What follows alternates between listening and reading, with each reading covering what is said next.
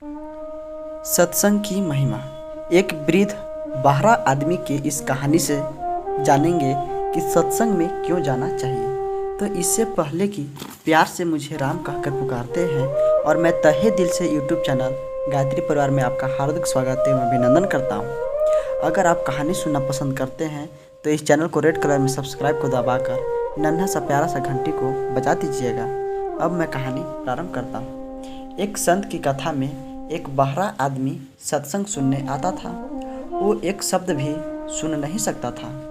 किसी ने संत श्री से कहा, बाबा जी, वे जो वृद्ध बैठे हैं वे कथा सुनते सुनते हंसते तो हैं पर वे बहरे हैं। बहरे मुख्यतः दो बार हंसते हैं, एक तो कथा सुनते सुनते जब सभी हंसते हैं तब, और दूसरा अनुमान करके बात समझते हैं तब अकेले हंसते हैं। बाबा जी ने कहा, जब बहरा है तो कथा सुनने क्यों आता है? रोज एकदम समय पर पहुंच जाता है। चालू कथा से उठकर चला जाए ऐसा भी नहीं है, घंटों बैठे रहता है। बाबा जी सोचने लगे, बहरा होगा तो कथा सुनता नहीं होगा, और कथा नहीं सुनता होगा तो रस नहीं आता होगा, और रस नहीं आता होगा तो यहाँ बैठना भी नहीं चाहिए, उठकर चले जाना चाहिए। लेकिन यह जाता भी नहीं है। बाबा जी ने उस वृद्ध को बुलाया और उसके कान के पास ऊंची आवाज में कहा, कथा सुनाई पड़ती है? उसने कहा, क्या बोले महाराज? बाबा जी ने आवाज और ऊंची करके पूछा, मैं जो कहता हूँ क्या वह सुनाई पड़ता है? उसने कहा, क्या बोले महाराज? बाबा जी समझ गए कि यह नितांत बहरा है। बाबा जी ने सेवक से कागज कलम मंगवाया और लिखकर पूछा। वृद्ध ने कहा, मेरे कान पूरी तरह से खराब है, मैं एक भी शब्द नहीं सुन सकता हूँ। कागज कलम से प्रश्नोत्तर शुरू हो गया। फिर तुम सत्संग में क्यों आते हो? बाबा ने पूछा।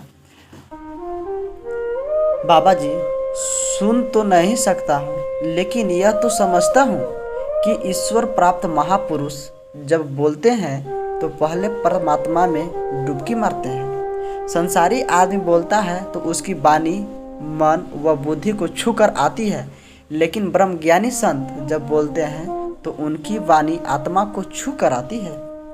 मैं आपकी अमृत वाणी तो नहीं सुन पाता हूँ, पर उसकी तरंगे अनुभूति मेरे शरीर को स्पर्श करते हैं तो रोम रोम पवित्र होने का आभास होने लगता है।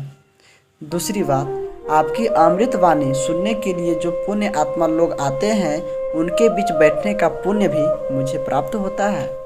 बाबा जी ने देखा कि ये तो ऊंची समझ के धनी है। उन्होंने कहा, 2 बार हंसना आपको अधिकार है, किंतु मैं यह जानना चाहता हूँ कि आप रोज सत्संग में समय पर पहुँच जाते हैं और आगे बैठते हैं, ऐसा क्यों? मैं परिवार में सबसे बड़ा हूँ, बड़े जैसा करते हैं वैसे ही छोटे भी करते हैं। मैं सत्संग में आने लगा तो मेरा बड़ा लड़का भी इधर आने लगा। शुरुआत में कभी कभी मैं बहाना बना के उसे ले आता था। मैं उसे ले आया तो वह अपनी पत्नी को यहाँ ले आया, पत्नी बच्चों को ले आई, सारा कुटुंब सत्संग में आने लगा। कुटुंब को संस्कार मिल गए। बाबा जी उसकी बात सुनकर बहुत प्रसन्न हुए और मन ही मन बोले, आज मेरा सत्संग करना सार्थक हुआ। भगवत चर्चा संतों का सत्संग ऐसा है कि यह समझ में नहीं आए तो क्या, सुनाई नहीं देता हो तो भी इसमें शामिल होने मात्र से कल्याण हो जाता है। मैं आशा करता हूँ कि इस कहानी से आपने जरूर कुछ सीखा होगा। अगर यह कहानी आपको बिल्कुल पसंद आया हो तो इसे लाइक करके शेयर जरूर कर दीजिएगा।